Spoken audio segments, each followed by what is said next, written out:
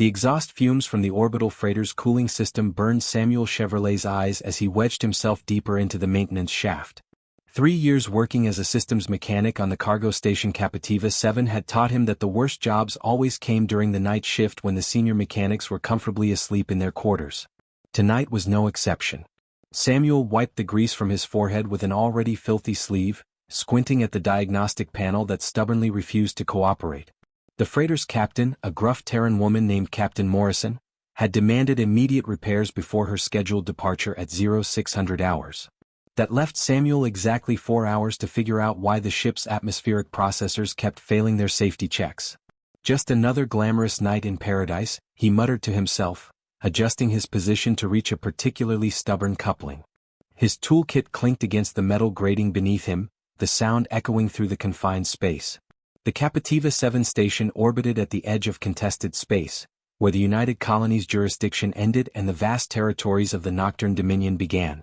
It was a place where fortunes were made and lost, where smugglers mixed with legitimate traders, and where a skilled mechanic could earn decent credits without anyone asking too many questions about his past. Samuel had his reasons for being here, far from the core worlds, the failed business venture that had cost him everything, including his reputation as an engineer, the debts that still haunted him despite 3 years of steady work, the daughter he hadn't seen since she was 5, her mother having remarried someone who could provide the stability Samuel never could. He forced those thoughts away and focused on the task at hand. The coupling finally gave way with a satisfying click, and he began the delicate process of replacing the faulty sensor array. His hands moved with practiced efficiency, muscle memory guiding him through procedures he could perform blindfolded. A sudden tremor ran through the station's superstructure, causing Samuel to bump his head against the shaft ceiling. He cursed quietly, rubbing the sore spot as he listened for any indication of what had caused the disturbance. Captiva 7 occasionally experienced minor quakes when larger vessels docked too aggressively, but this felt different. The vibration had a rhythmic quality to it, almost like weapons fire. Samuel's blood ran cold. He quickly secured his tools and began backing out of the maintenance shaft. As he emerged into the docking bay's main corridor, the station's alarm system erupted into life, bathing everything in pulsing red light. All personnel, this is Station Command. We have multiple breaches in sections 12 through 15. This is not a drill. Security teams respond immediately. All civilians proceed to designated shelter areas. Samuel knew he should head to the nearest shelter. It was protocol and he was just a mechanic, not security. But sections 12 through 15 included the public market area, always crowded, even during night shifts. His feet were already moving before his brain caught up, carrying him toward the danger rather than away from it. The corridors became increasingly chaotic as he approached the market sector. People of various species ran past him in the opposite direction. Humans, the insectoid colony with their chittering panic calls, the tall and graceful Etherians whose bioluminescent skin flickered with fear. Among them, Samuel noticed something that made his stomach drop. Families with children all fleeing something terrible. He rounded a corner and found himself at the entrance to the main market plaza. The scene before him was one of utter chaos. Market stalls lay overturned, their contents scattered across the floor. Smoke drifted from several small fires, and the acrid smell of discharged plasma weapons hung heavy in the air.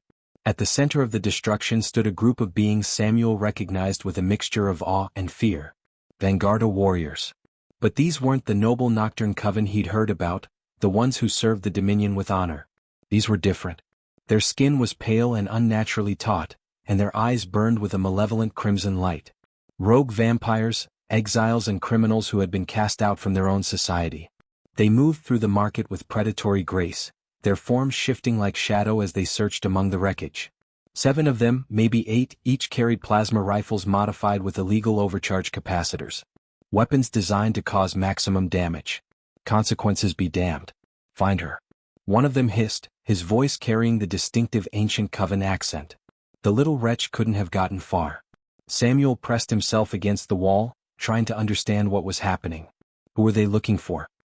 His question was answered moments later when he heard a small whimper from beneath an overturned vendor cart not 20 feet from where he stood. A tiny hand emerged from beneath the cart, followed by a small face. A Vanguarda child, no more than 6 or 7 years old by human standards. Her skin was unnaturally pale, almost ethereal, unlike the dark, strained skin of her pursuers, and her small frame trembled with fear. Tears of crystalline clarity tracked down her cheeks as she looked around desperately for help. One of the rogues spotted her at the same moment Samuel did. There. The rogue called to his companions. The princess. Grab her before the station security arrives. Princess.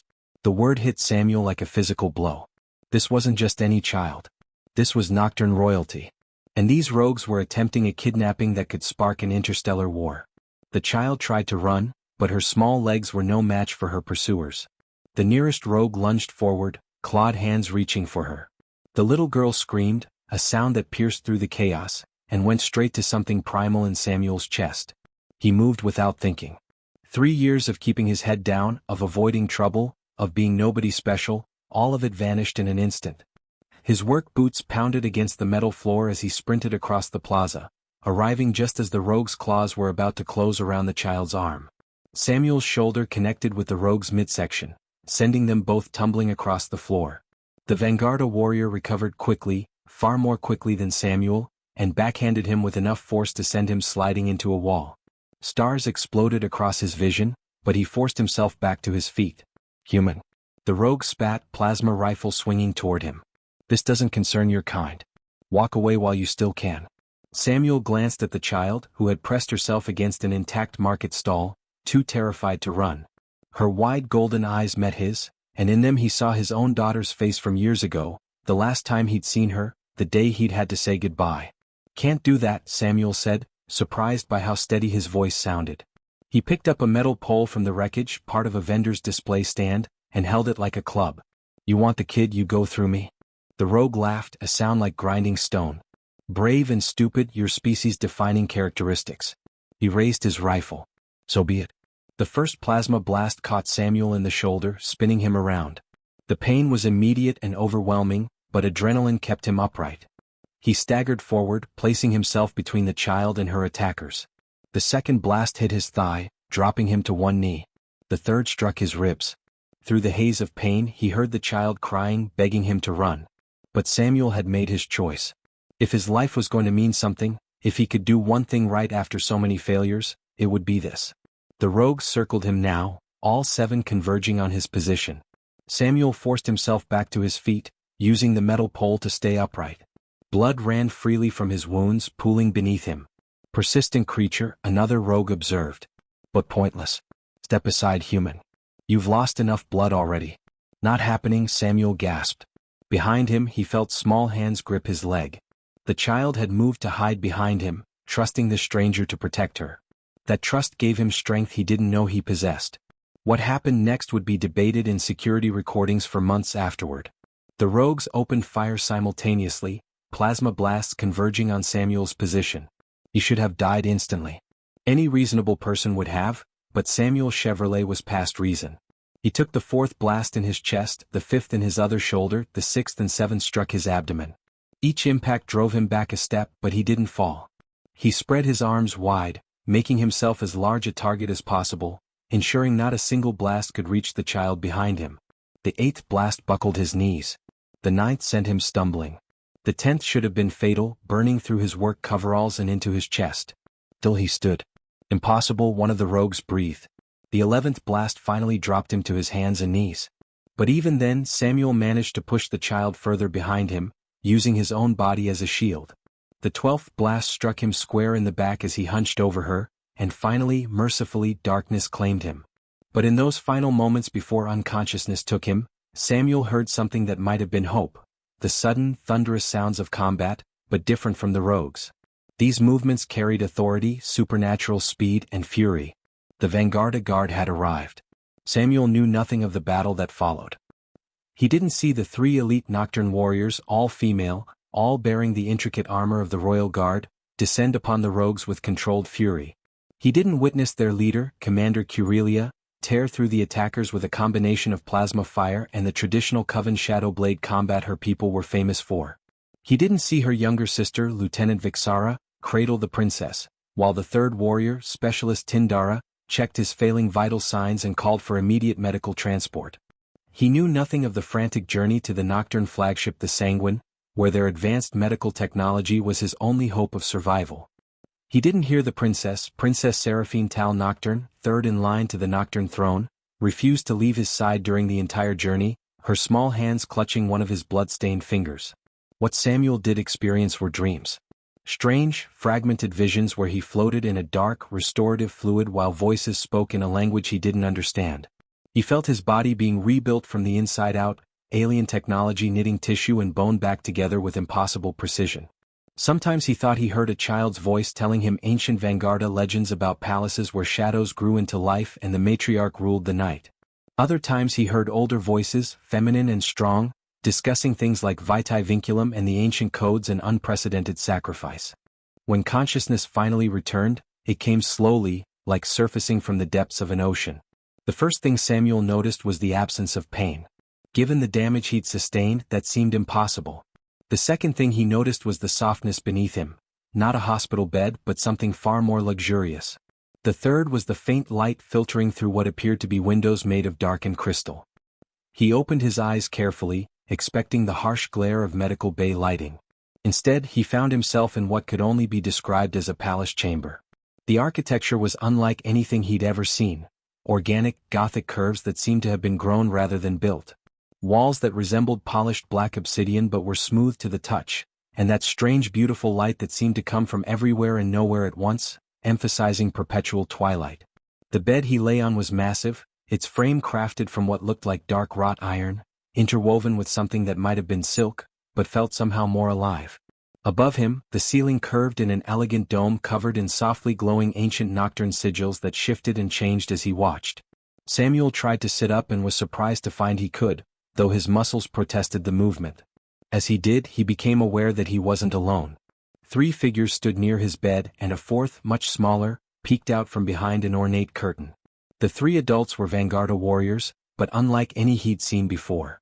They were female, their skin an ethereal ivory color that caught the light like polished marble. Each had sharp, elegant features and their attire was tailored dark uniform. They wore armor but it was partially removed, chest plates and gauntlets set aside on a nearby table. Their eyes, golden, silver and copper respectively, watched him with expressions he couldn't quite read. "Awoke," the one with golden eyes said. Her voice was melodious with the characteristic ancient Coven accent that turned his sounds into slight hisses. We were beginning to wonder if he would remain in the healing sleep forever. Where? Samuel's voice came out as a croak. His throat felt like sandpaper. The warrior with silver eyes moved immediately, pouring water from an elegant pitcher into a cup that looked like it was carved from a single piece of opal. She offered it to him and he accepted gratefully. "You are aboard the Sanguine," the golden-eyed warrior explained. "The flagship of the Third Coven. I am Commander Curelia of the Royal Guard. This is my sister, Lieutenant Vixara," she gestured to the silvery warrior, "and Specialist Tindara." The coppery warrior nodded. Samuel's mind struggled to process this information. The station the attack was 16 days ago, Curelia continued. "You have been in medical stasis for most of that time, undergoing extensive regenerative therapy. Our healers say it's a miracle you survived at all. 12 plasma blasts at close range." She shook her head. "No human has ever survived such damage." "The child," Samuel said suddenly, trying to rise further. "The little girl, is she?" A small giggle from behind the curtain answered his question. Princess Saraphene emerged, no longer covered in dust and tears, but clean and dressed in elaborate robes that seemed too formal for such a young child. She clutched something in her small hands, an ancient shadow reliquary that pulsed with faint crimson light. "You're awake," she said, her voice high and musical. "I told them you would wake up. I told them you were too stubborn to die." Despite everything, Samuel found himself smiling. "Hey there, little one. You're okay?" She nodded enthusiastically, then seemed to remember something and attempted a formal bow that was somewhat undermined by her obvious excitement. "I am Princess Saraphene Tal Nocturne, third heir to the Nocturne throne, and you are Samuel Chevrolet who saved my life." She paused, then added in a smaller voice, "Thank you." "Just Sam," he said. "And you're welcome. Though I have to admit I didn't know I was saving a princess. Might have tried to look more heroic if I'd known." Vixara made a sound that might have been a laugh. "More heroic than taking 12 plasma blasts? What would that look like exactly?" "Well, for starters, I wouldn't have been covered in engine grease," Samuel replied, looking down at himself. Someone had changed him into loose-fitting robes made of a material he didn't recognize, light as silk, but somehow warm. Not exactly the armor of a knight in shining armor. "Knights are from your ancient stories, yes?" Tindara spoke for the first time, her voice deeper than the others. Warriors who protected the innocent. It seems to us you fit that description perfectly. Armor or no armor. Samuel felt heat rise to his cheeks. I'm just a mechanic. I fix things. I was in the right place at the right time. You were in a place where you could have run, Curelia corrected. Where any sensible being would have run. 7 rogue Vanguarda with military-grade weapons against 1 unarmed human. Someone had to, Samuel said quietly. She was just a kid. She was scared. The 3 warriors exchanged glances, some unspoken communication passing between them. Curelia nodded slightly, then moved closer to the bed. You should know, she said carefully, that what you did has implications. In our culture there is something called the vitae vinculum, the life debt. When someone saves a member of the royal family at great personal cost, that debt must be acknowledged and repaid. Samuel shook his head. I don't want a reward. I didn't do it for that. Which is precisely why the debt exists, Vixara interjected. Those who act without thought of reward are the ones who most deserve recognition. But more than that, Curelia continued, there are the ancient codes to consider. The laws of protection. They haven't been invoked in over 300 years. But what? Samuel asked, noting the way all 3 warriors seemed suddenly uncomfortable. It was Princess Saraphene who answered with the blunt honesty of a child. It means your family now. Sort of. The one who shields the bloodline becomes blood. That's what the old law says. Samuel blinked. I'm sorry. What? Curelia sighed. The princess oversimplifies, but essentially yes. The ancient laws state that one who takes mortal wounds defending royal blood becomes adopted into the protection of the royal house. It's complicated. Complicated how? Samuel asked, though he was beginning to suspect he didn't want to know the answer. Well, Vixara said with what might have been amusement, for one thing, it means we're assigned to you. Assigned as guards, Tindara clarified. Until the royal court determines how to properly honor the life debt, we are bound to ensure your safety and recovery. The 3 warriors who recovered the princess become guardians to the one who saved her. It's tradition. Samuel looked at the 3 elite warriors, each of whom could probably take apart a small army single-handedly, and felt slightly hysterical laughter building in his chest. You're telling me that I, a human mechanic who fixes broken ships, now have 3 of the Nocturne Dominion's elite warriors as bodyguards? The irony is not lost on us, Curelia said dryly. But tradition is tradition. And given that the rogues who attacked were part of a larger conspiracy, your protection is not merely ceremonial. There may be others who would seek to harm you to send a message. Conspiracy? Samuel sat up straighter, ignoring the twinge of protest from his still healing body. What conspiracy? The 3 warriors exchanged another look. This time it was Vixara who spoke. The attack on Princess Saraphene was not random. There's a faction within the Dominion that opposes the recent cooperation treaties with the human colonies. They believe the mixing of our species pollutes us, makes us soft. The princess was targeted specifically because her mother, the matriarch, has been the strongest advocate for human Vanguarda cooperation. They call themselves the Sanguine Purity, Tindara added, a voice carrying disgust. They believe in Vanguarda supremacy, that we should conquer rather than cooperate. The rogues you faced were their soldiers. Samuel absorbed this information, his mind racing. So by saving the princess, I've become a symbol. Curelia confirmed. A human who nearly died protecting Nocturne royalty. It's exactly the kind of story that undermines their entire philosophy. Great, Samuel muttered. From nobody to political symbol in one easy step. Well, 12 easy plasma blasts. Princess Saraphene had been quiet during this exchange, but now she tugged on Samuel's robe. Does it hurt? She asked, pointing to his chest where the worst of the burns had been. Samuel looked down, noticing for the first time the faint web of scars that traced across his skin. The Vanguarda healing technology was remarkable, but even it had limits. Not anymore, he told her. Your doctors fixed me up pretty good. Our healers, she corrected with the seriousness of a child who has been learning proper terminology. They sang to your blood to make your cells remember their shape. I watched. Was pretty? Sang to my blood? Samuel looked to the adult warriors for explanation. Harmonic chemotherapy, Curelia explained. Our medical technology uses specific frequencies to encourage cellular regeneration. To humans it probably does sound like singing. The princess insisted on being present for most of your healing, Vixara added with a fond look at the child. She said you protected her so she would protect you while you slept. Samuel felt something tighten in his chest that had nothing to do with his injuries. He looked at the little princess, who was now examining the shadow reliquary in her hands with intense concentration. This is for you, Saraphene said suddenly, holding out the orb. It's a memory sphere. I made it while you were sleeping. It has all my favorite stories in it, so you won't be bored while you finish getting better. Samuel accepted the orb carefully. It was warm to the touch and seemed to pulse in rhythm with his heartbeat. Thank you, Princess. That's very kind. Just Saraphene, she said, echoing his earlier informality. We're family now, remember? Before Samuel could respond, the door to the chamber parted like something organic. A tall Vanguarda male entered, his attire a deep emerald green, and his bearing unmistakably regal. The three warriors immediately straightened, and even Saraphene seemed to become more formal. Uncle Castorian, the princess said with a small bow. The newcomer's golden eyes fixed on Samuel, and Samuel had the uncomfortable feeling of being evaluated by something far more dangerous than he appeared. This, he realized, was what a true Vanguarda warrior looked like when he wasn't trying to appear harmless. Samuel Chevrolet, Castorian said, his voice carrying the weight of authority. I am Lord Castorian, brother to the matriarch and marshal of the Third Coven. I've come to thank you personally for saving my niece. Samuel wasn't sure what the proper protocol was, but he attempted to sit up straighter. I did what anyone would have done, Lord Castorian. No, Castorian said firmly. You did what perhaps 1 in a million would have done. The security footage has been analyzed extensively. You had 13 separate opportunities to retreat to save yourself. You took none of them. He moved closer, and Samuel could see the family resemblance to Saraphene in the shape of his features, though his expression was darker, more martial in appearance.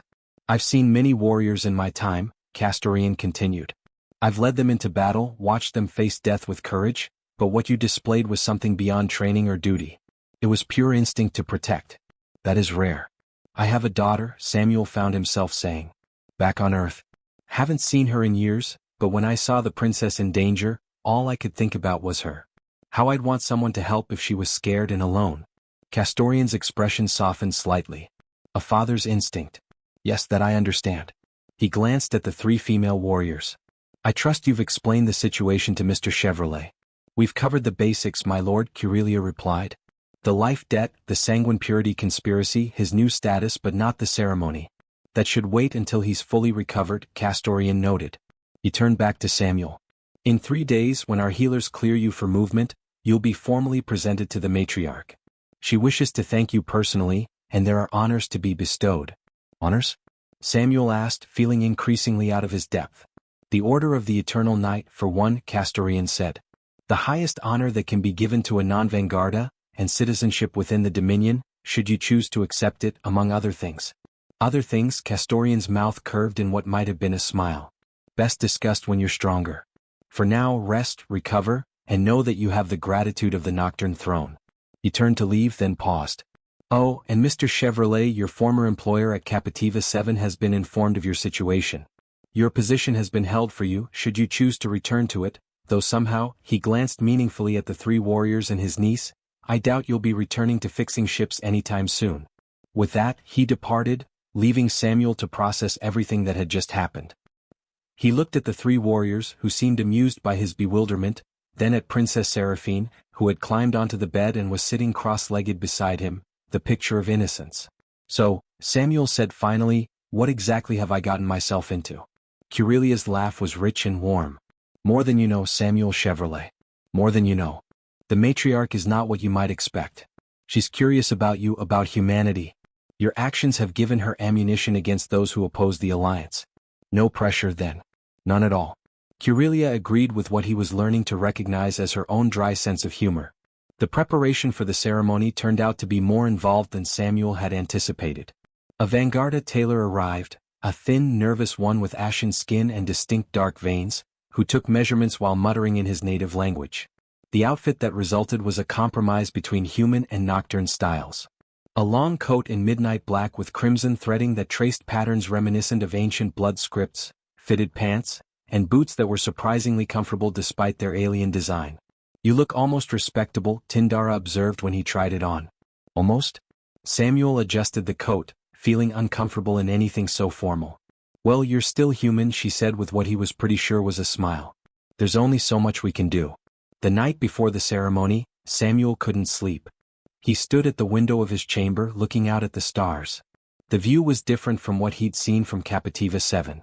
They were in Nocturne space now, closer to the Dominion's heart. Nebulas painted the darkness in shades of purple and gold, and he could see other ships of the fleet floating nearby, their obsidian hulls catching the starlight. "Can't sleep?" Vixara's voice came from behind him. "Too much thinking," Samuel admitted without turning around. She moved to stand beside him, her dark cloak rustling softly. About how 3 weeks ago I was nobody, a failed engineer, an absent father, a man whose biggest achievement was keeping freighters running. Now I'm about to meet a matriarch." "You were never nobody," Vixara said quietly. "You just hadn't had the chance to show who you really were." Samuel looked at her, studying her profile in the starlight. The Vanguarda were beautiful in an alien way, their features sharp and elegant, their ethereal skin catching light like precious metals. But beyond the physical differences, he was beginning to see them as individuals. Vixara's quiet strength, Curelia's protective nature, Tindara's sharp wit. "Can I ask you something?" he said. "Of course. Why did you really accept this assignment? Guarding me? I mean, you're elite warriors. This must be boring," Vixara suggested. "Beneath us," she shook her head. "You still don't understand, do you? What you did has inspired our entire fleet. Warriors who have served for centuries are talking about the human mechanic who stood against 7 rogues. You've become a legend without even trying." "I don't want to be a legend," Samuel said. "I just want to be useful." "Then you'll fit in perfectly," Vixara said. "The best legends never wanted to be." The ceremony itself was held in the throne room of the sovereignty, a vast chamber that seemed to defy physics. The ceiling curved impossibly high, covered in a holographic display of the Nocturne home system.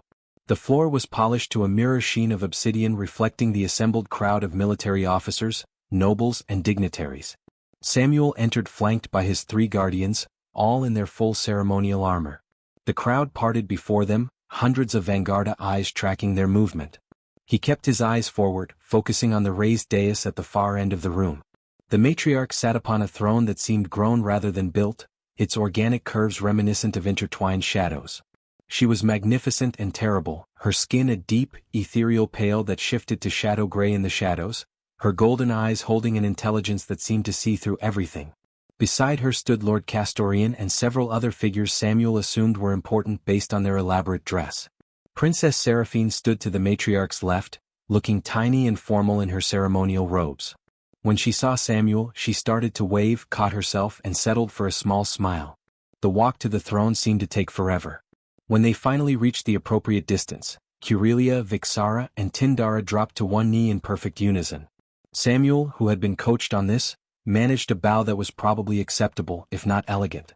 Samuel Chevrolet, the matriarch, spoke, and her voice was like controlled, chilling thunder. "Stand." Samuel straightened, meeting those golden eyes with what he hoped was appropriate respect rather than the terror he felt.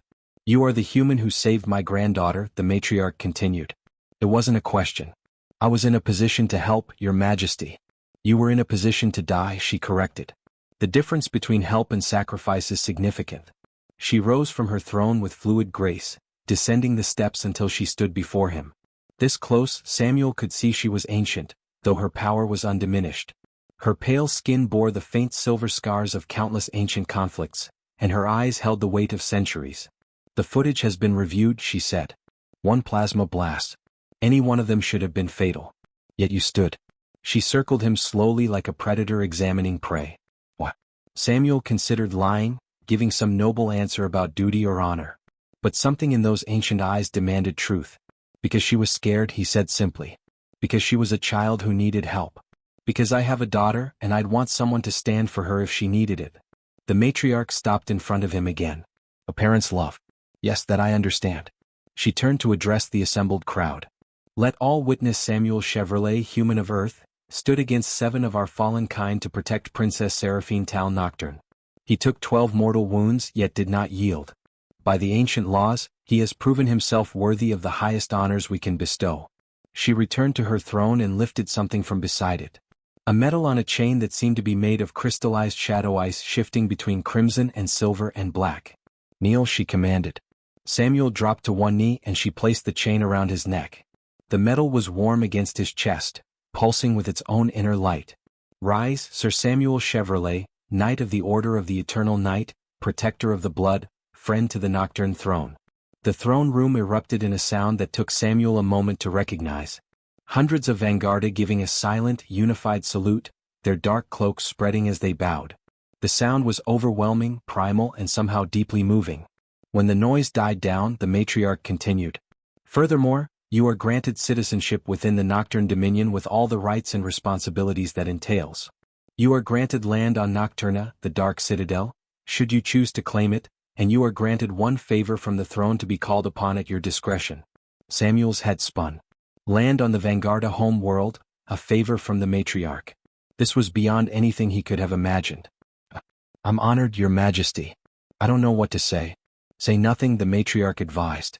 Your actions have spoken louder than any words could. She paused, then added with what might have been amusement, though I am curious about one thing. My granddaughter speaks highly of your stories about Earth. Perhaps when you have recovered fully, you would share them with me as well. The next 3 days passed in a blur of recovery, visitors, and revelations. Samuel's strength returned gradually, aided by the Vanguarda healing technology and the constant attention of medical staff who seemed fascinated by human physiology. He learned that he was something of a celebrity aboard the ship, the human who had stood against 7 rogues to protect the princess. His 3 guardians, as he'd come to think of them, were constant presences. They rotated shifts, but at least one was always nearby. Samuel learned about them in pieces. Curelia, the eldest, had served in the royal guard for centuries. Vixara, her younger sister, was considered one of the finest shadow blade dancers in the Dominion. Tindara, despite being the youngest, was a strategic genius who had graduated top of her class from the military academy. Don't you have better things to do than babysit a broken human?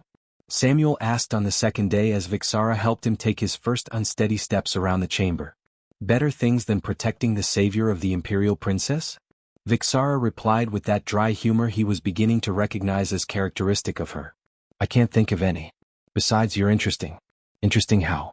You're a puzzle, she explained, steadying him as his legs trembled. Your species is supposed to be fragile. Yet you survived what would have killed most Vanguarda. You had no reason to involve yourself. Yet you threw away your life without hesitation. You claim to be nobody special, yet you've done something extraordinary. Maybe I'm just very bad at risk assessment, Samuel suggested, gritting his teeth as pain shot through his still recovering muscles. Of course, Your Majesty. Good. Then this ceremony is concluded. Let the feast begin. What followed was a celebration unlike anything Samuel had experienced. Long tables were brought into the throne room laden with food from across the Dominion. Music filled the air. Strange, beautiful, haunting harmonies that seemed to resonate in his bones. Vanguarda warriors approached him throughout the evening, each wanting to hear the story firsthand, to meet the human who had done the impossible. But the moment that stayed with him came near the end of the celebration. Princess Saraphene, who had been required to maintain formal protocol throughout the ceremony, finally broke free from her minders and ran to him, wrapping her small arms around his waist. Thank you, she whispered, for being my knight. Samuel knelt down to her level. Thank you for being worth saving, he said, tapping her gently on the nose. She giggled, then grew serious. Will you stay here? I mean, with us? Samuel looked around the room at the 3 warriors who had become his guardians, and he realized his friends. At Lord Castorian, who nodded approvingly from across the room, at the matriarch, ancient and powerful, who watched with interest. I don't know, he said honestly. This is all very new. But you'll visit, Saraphene pressed. Even if you go back to fixing ships. I'll visit, Samuel promised. Knights have to check on their princesses after all. Later, much later, after the feast had ended and Samuel had been escorted back to his chambers by his 3 guardians, he sat on the edge of the magnificent bed, holding the Order of the Eternal Night in his hands. The metal caught the soft light of the room, its crystalline structure creating tiny rainbows. Regrets?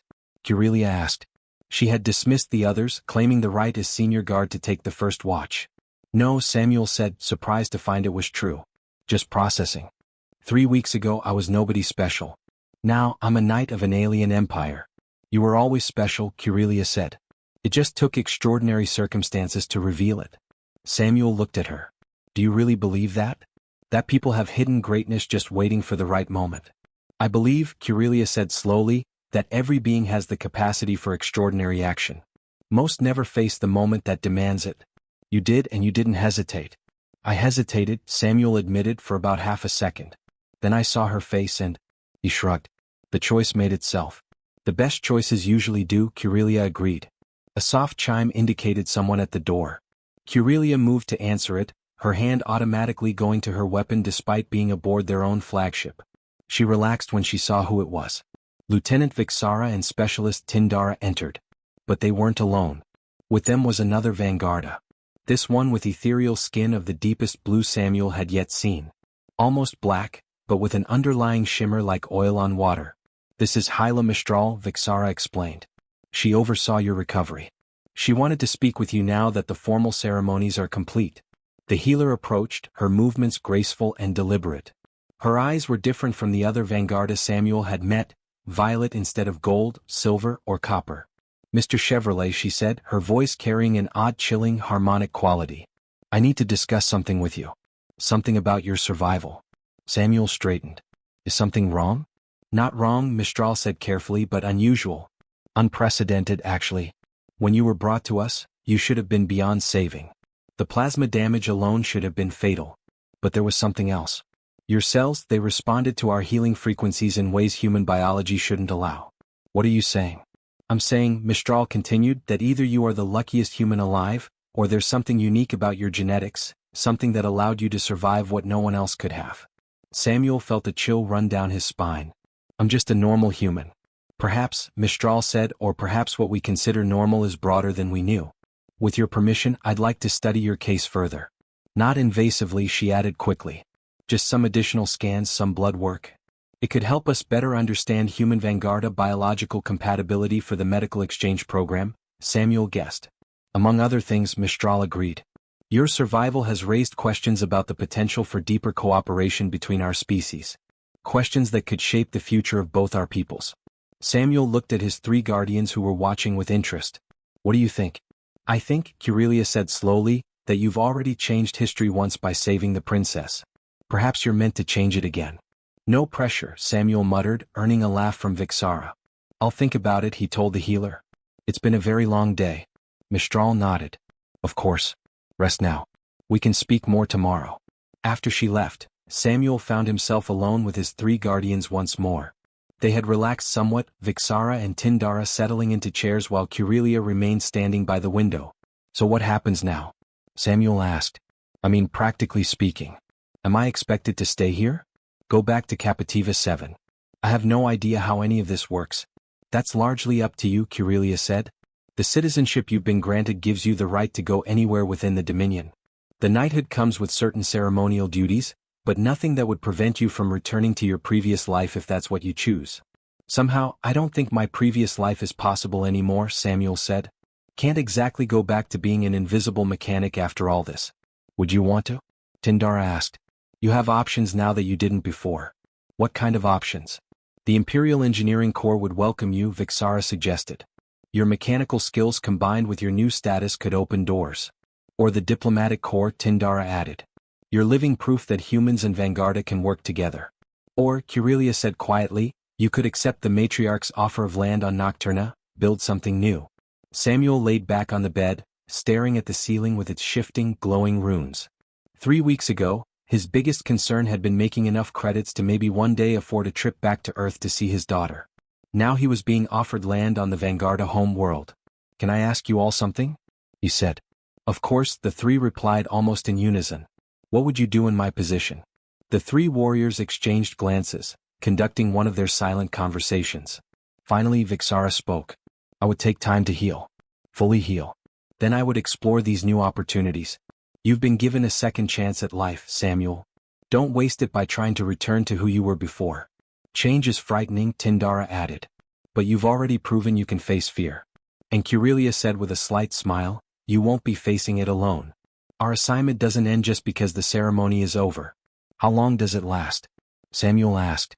This guardian assignment traditionally until the life debt is considered repaid, Curelia said.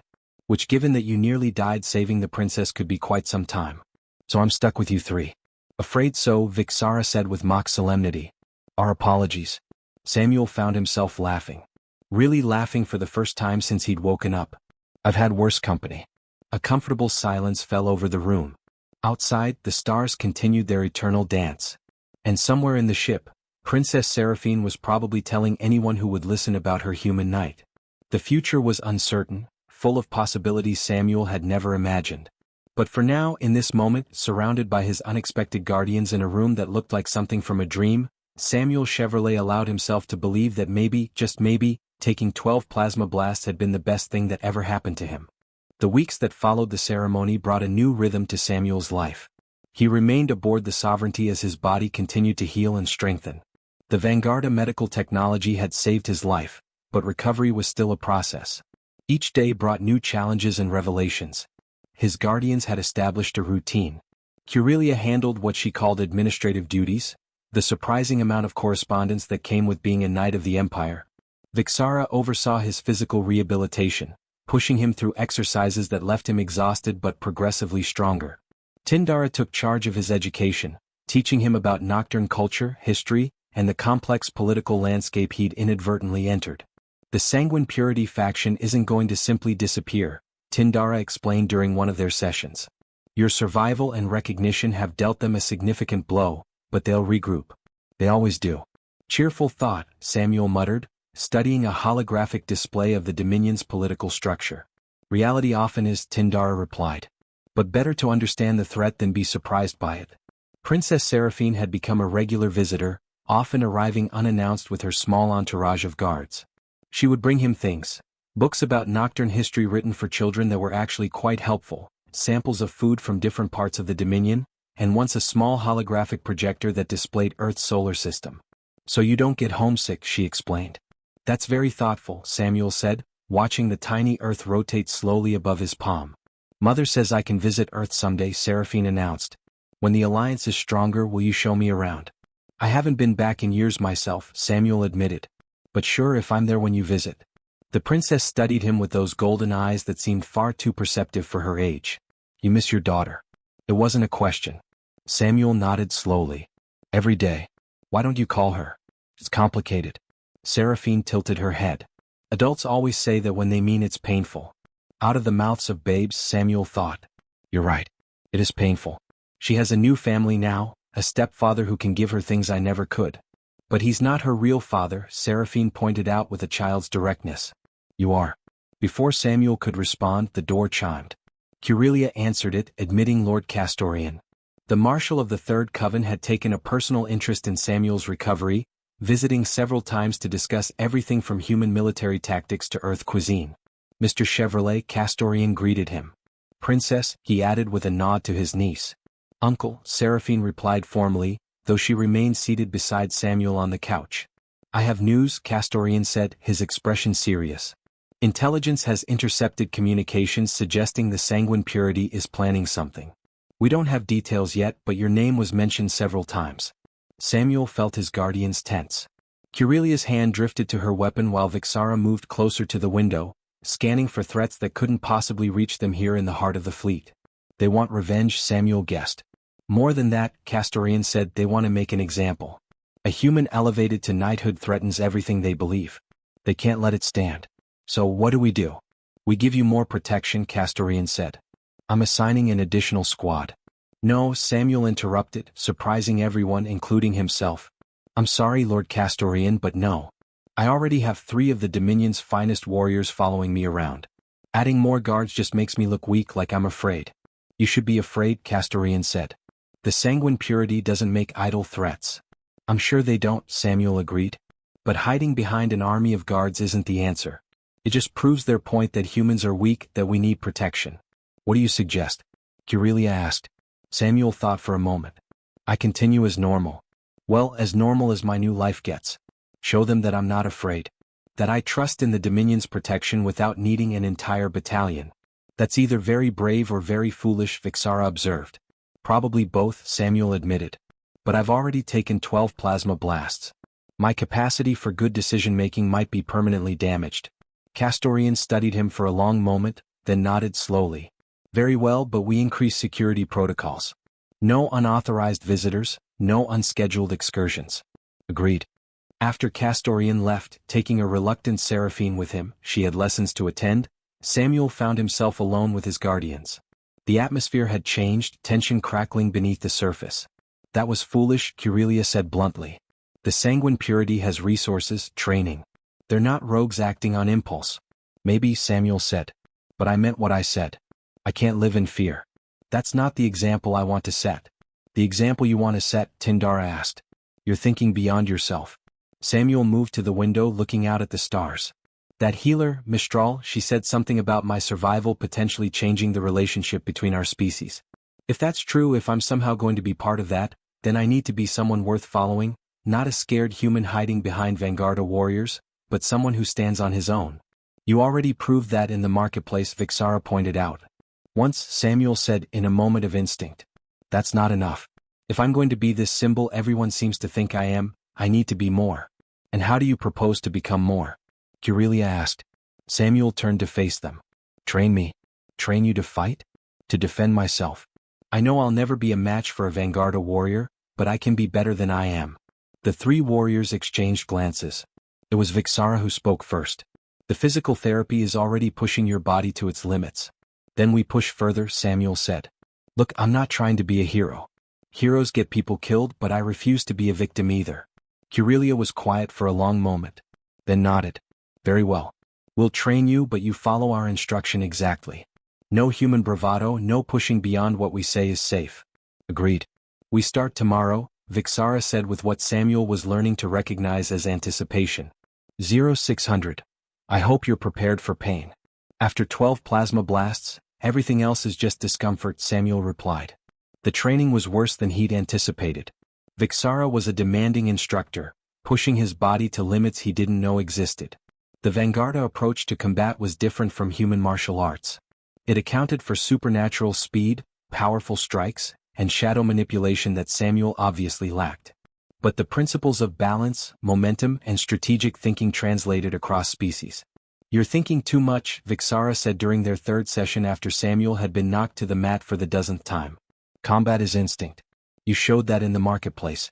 In the marketplace, I wasn't thinking about technique, Samuel gasped, struggling to his feet. Exactly, so stop thinking. She came at him again, moving with that fluid grace Vanguarda possessed. This time, instead of trying to remember the formal defensive stance she taught him, Samuel simply reacted. He ducked under her swing, rolled to the side, and managed to land a glancing blow on her ribs before her attack swept his legs out from under him. Better, Vixara said, helping him up. You're learning. Tindara's lessons were equally challenging but in different ways. She taught him about the various factions within the Dominion, the delicate balance of power, the unspoken rules that govern Nocturne society. Why is this important?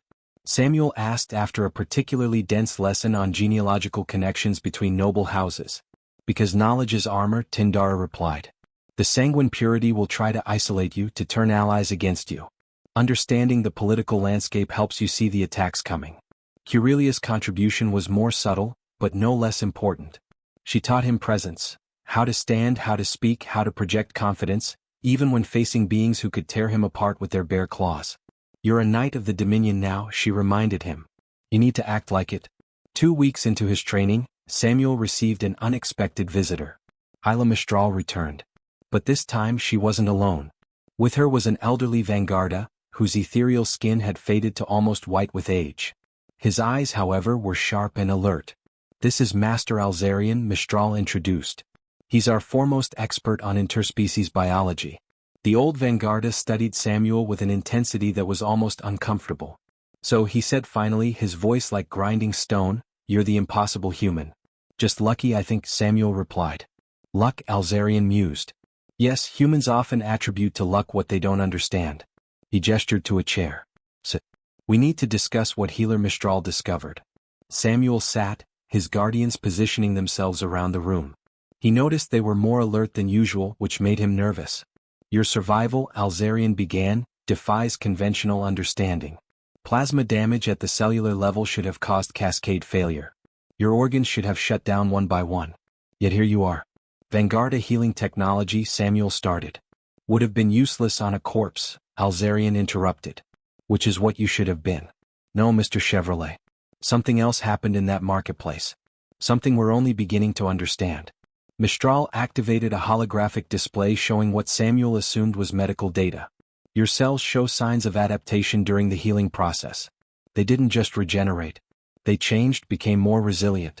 Are you saying I'm not human anymore? Samuel asked, alarm creeping into his voice. You're human, Alzarian assured him. But perhaps human plus. Your DNA shows markers we've never seen before, activated by the trauma and our healing frequencies. It's as if your body learned from the experience, evolved in response to it. That's not possible, Samuel said. Evolution takes generations. Normally, yes, Alzarian agreed. But we're dealing with an interaction between human biology and Nocturne medical technology that's unprecedented. You're the first human to survive such extensive treatment. You may be showing us a potential we didn't know existed. What kind of potential? Alzarian and Mistral exchanged glances. The potential for true biological integration between our species. Not just cooperation or alliance, but actual physiological compatibility. Your case suggests that humans and Vanguarda might be more compatible than we ever imagined. Samuel absorbed this information, his mind racing. What does this mean practically? For now, nothing changes, Mistral said. But with your permission, we'd like to continue monitoring your condition. Document any further changes. Changes? Samuel looked at his hands, half expecting to see fangs forming. What kind of changes? Increased strength, faster reflexes, enhanced healing, Alzarian listed. All subtle. Nothing that would be visible externally. You're not going to suddenly fear the sun, Mr. Chevrolet? Well, that's a relief, Samuel muttered. After the healers left, Samuel sat in silence for a long moment. His guardians waited patiently, letting him process. I really can't go back to being just a mechanic, can I? He finally said. Would you want to? Curelia asked gently. Samuel thought about it, about the life he'd had before, the loneliness, the sense of failure, the feeling that he'd missed his chance to matter. Then he thought about the past weeks, the purpose, the connections he'd formed, the sense that he was part of something larger. No, he admitted. I wouldn't, but I also don't know what I'm supposed to be now. You're supposed to be yourself, Vixara said. Just a version of yourself that survived the impossible and came out stronger. No pressure, Samuel said with a weak smile. All the pressure, Tindara corrected. But you've already proven you can handle it. That night, Samuel made a decision. He activated the communication terminal in his quarters and after a long moment of hesitation, placed a call to Earth. The quantum communication system meant there was no delay despite the vast distance. The screen lit up and suddenly he was looking at a face he hadn't seen in 3 years. His daughter Lily, now 8 years old, stared back at him with eyes the same brown as his own. Daddy, she said, her voice uncertain. Hey, sweetheart, Samuel said, his throat tight. I know it's been a long time. Mom said you were hurt, Lily interrupted. She said you saved someone. News traveled fast, apparently. I did. A little girl, actually, about your age. Was she scared? Very scared, but she was also very brave. Lily was quiet for a moment. Mom said, you almost died. Almost, Samuel agreed. But I didn't. And I realized something. I realized that I've been afraid of the wrong things. I was so afraid of disappointing you that I stayed away. But that was stupid. It was, Lily agreed with a child's directness. Samuel laughed, surprising himself. Yeah, it was. I'm sorry, Lily, for being gone, for missing so much. Are you coming home? She asked. I don't know, Samuel said honestly. My life has gotten very complicated, but I promise I'll visit and I'll call more if that's okay with you and your mom. Lily considered this. The girl you saved. Is she okay? She's perfect.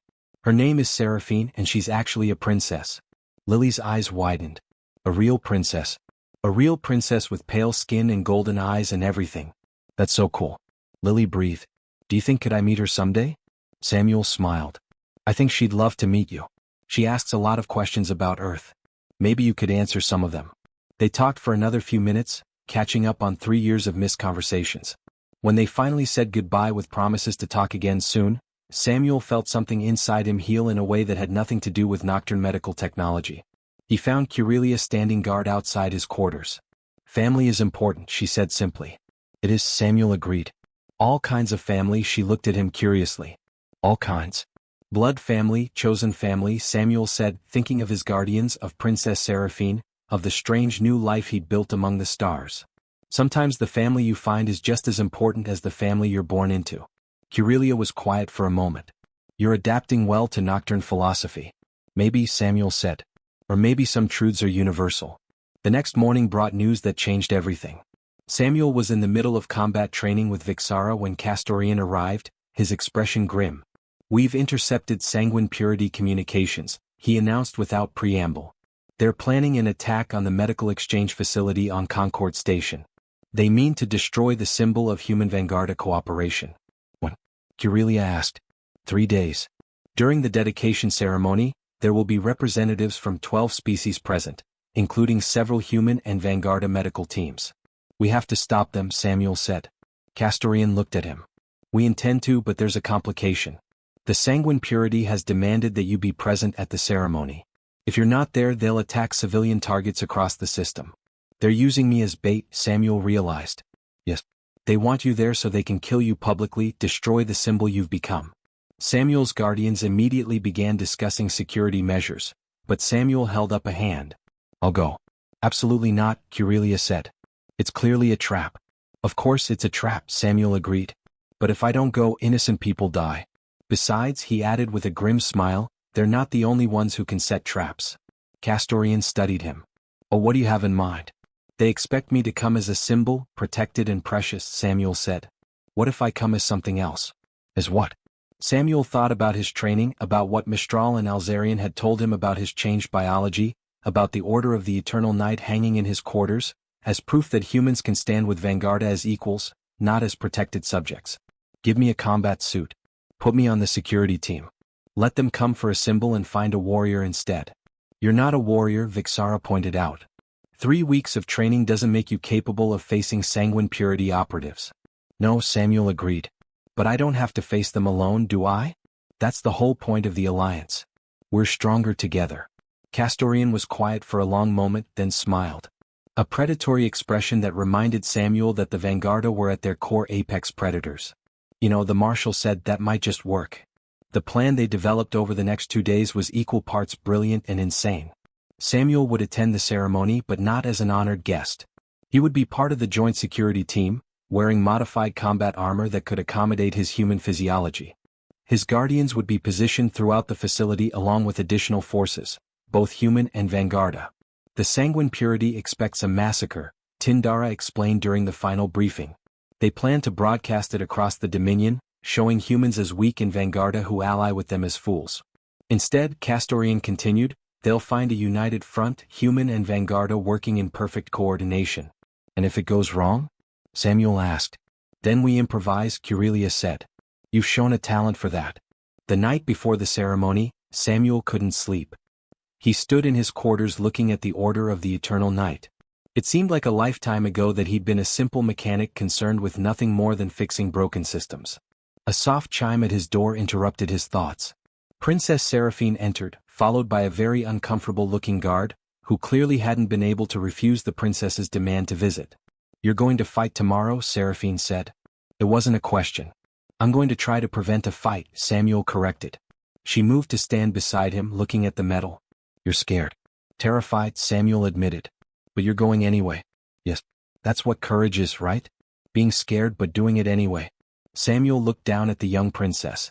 Who told you that? You did that day in the medical center. Samuel didn't remember saying it, but then again he'd been on a lot of pain medication. It's true though. Courage isn't about not being afraid. Saraphene was quiet for a moment. I made you something, she said finally, pulling out a small device.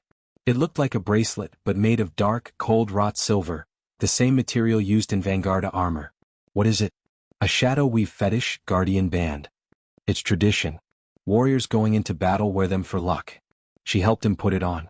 The metal was warm against his skin and seemed to pulse with its own energy. Thank you, Samuel said, genuinely touched. Promise you'll come back, Saraphene said, her voice small. I promise I'll do my best. No, she said firmly. Promise you'll come back. You kept your promise to visit me while I was scared. Keep this one too. Samuel knelt down to her level. I promise I'll come back. She hugged him then, fierce and quick, before running from the room. The guard followed, looking relieved.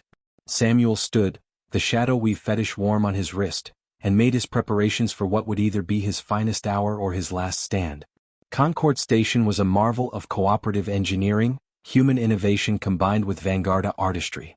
The medical facility at its heart represented the best of both species, a place where knowledge was shared freely for the benefit of all. Samuel stood in the security-ready room, adjusting the combat armor that had been specially modified for him.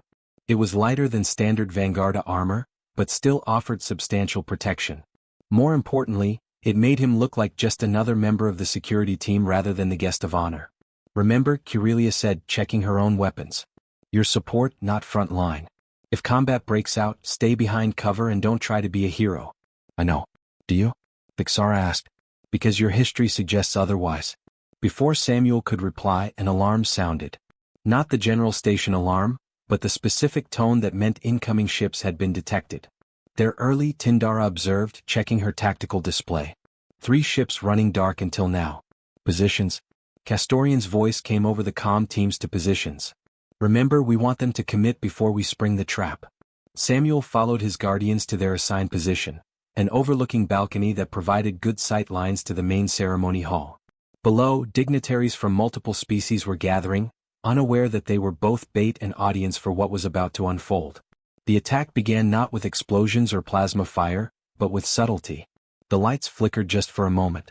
Then Samuel noticed several of the human service staff moving differently, their patterns too purposeful, too coordinated. Infiltrators, he whispered into his comm, they're already inside. Confirmed, Castorian replied. All teams, we have sanguine purity operatives among the service staff. Wait for my signal. The ceremony began as scheduled with speeches about cooperation and the bright future of interspecies medicine.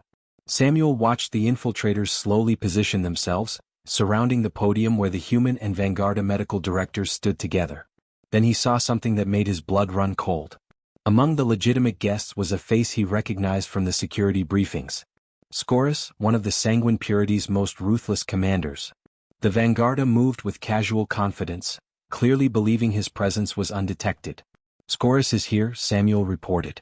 Section 7 near the main entrance. I see him, Castorian confirmed. All teams prepare. The lights cut out completely. Emergency lighting kicked in a second later, bathing everything in a red glow. In that moment of darkness, the sanguine purity struck. The infiltrators threw off their disguises, revealing combat armor and weapons. Scorus's voice boomed across the hall. Death to the corruption of our species. The sanguine purity rises. But instead of panic, instead of screams and chaos, the sanguine purity found themselves facing drawn weapons from every direction. The trap had been sprung. Sanguine purity operatives. Castorian's voice echoed through the hall. You are surrounded. Surrender now and you will be treated according to the laws of war. Scorus laughed, a sound like breaking glass. You think your trap means victory? We came here to die, Marshal. But we'll take the human lover and as many traitors as we can with us. The battle erupted instantly. Plasma fire lit the hall as security forces engaged the sanguine purity operatives. Samuel watched from his position, fighting every instinct that told him to rush down and help. His job was to watch for additional threats, to movement in his peripheral vision. A sanguine purity operative had somehow gotten behind them. Weapon raised toward Vixara's back. Samuel didn't think. His training took over. He tackled Vixara aside as plasma fire scorched the air where she'd been standing, then rolled to his feet, his own weapon coming up. The operative was fast, but Samuel had been training with the fastest warriors in the Dominion. He ducked under the next shot, his return fire catching the operative in the shoulder. Tindara finished the job with a precise shot that dropped the attacker. Thank you, Vixara said, and Samuel could hear the surprise in her voice. Watch for more, Curelia ordered. They're trying to flank us. The battle below was fierce but brief.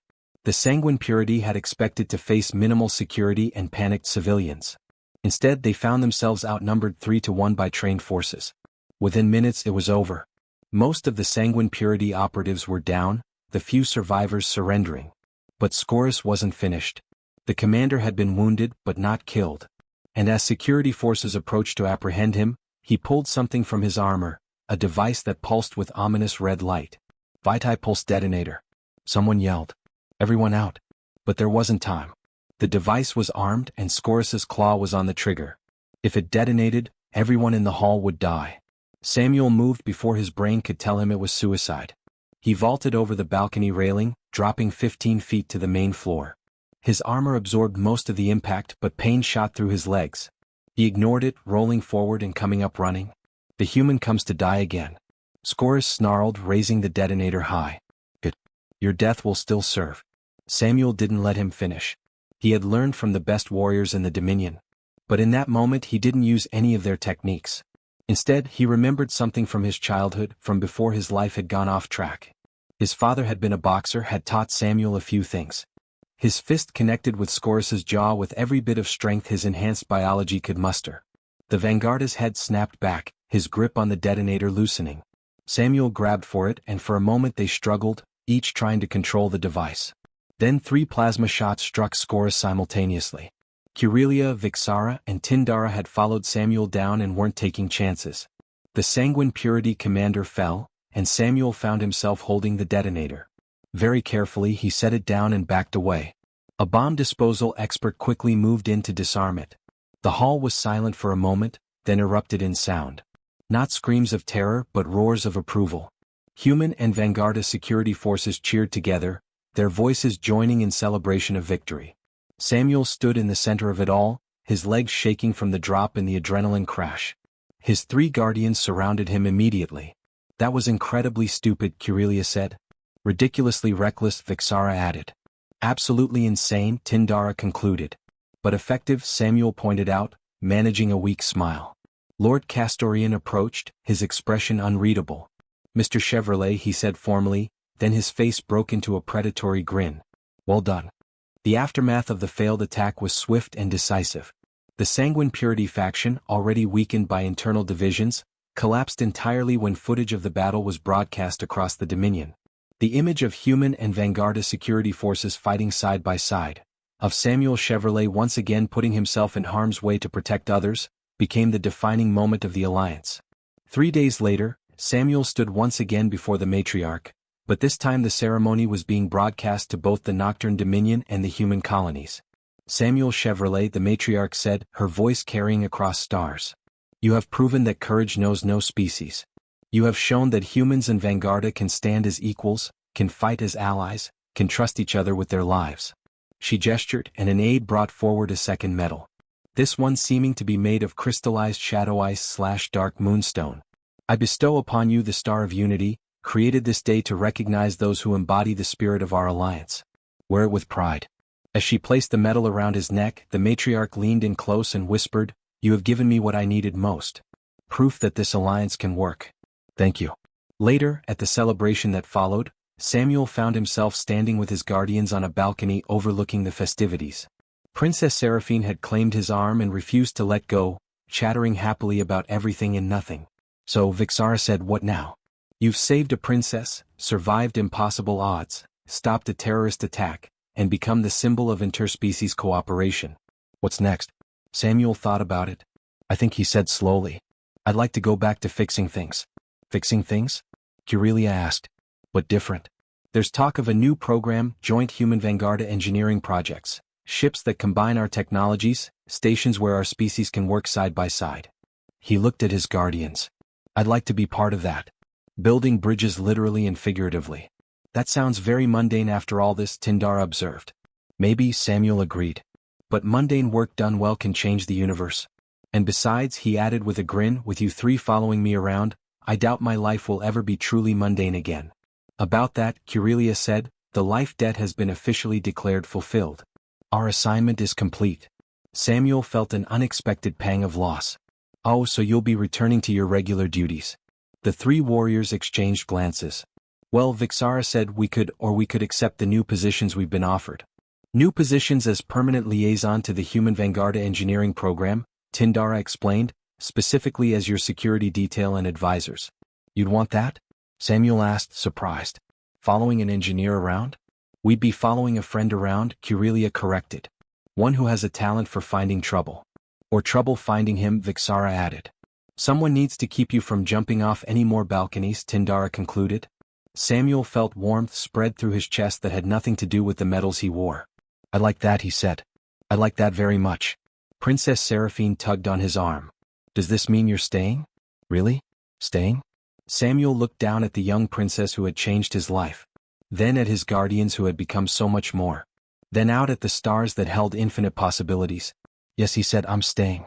In the months that followed, Samuel threw himself into his new role with enthusiasm. The joint engineering program started small, a single project to design a medical transport that combined human efficiency with Vanguarda resilience. But it grew quickly, attracting the best minds from both species.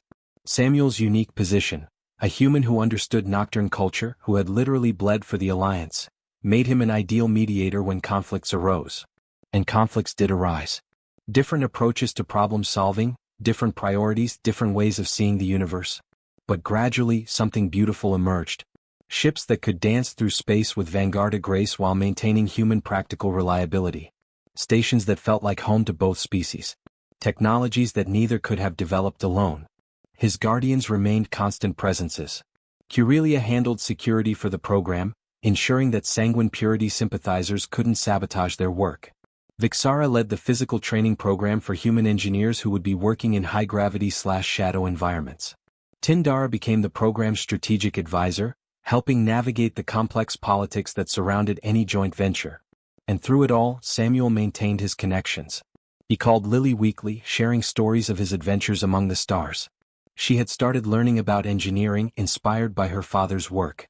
Princess Saraphene visited whenever the royal family was in the sector, always eager to hear about the latest projects and occasionally offering surprisingly insightful suggestions. One day, about a year after the attack on Concord Station, Samuel was deep in a technical discussion with his team when Curelia interrupted. "You have a visitor," she said, her expression carefully neutral. Samuel looked up from the holographic blueprint they'd been studying. "Oh, someone you should see privately." Curious, Samuel followed her to his office. Standing by the window looking out at the stars, was a human woman in her mid-30s. She turned as he entered and Samuel's breath caught. "Hello, Sam," his ex-wife said. "Rebecca, what are you doing here?" "Lily wanted to see where her father works," Rebecca said. "And I wanted to see for myself if the stories were true." "Lily's here?" Samuel's heart leapt. Rebecca nodded. "With her stepfather. He's showing her the engineering labs."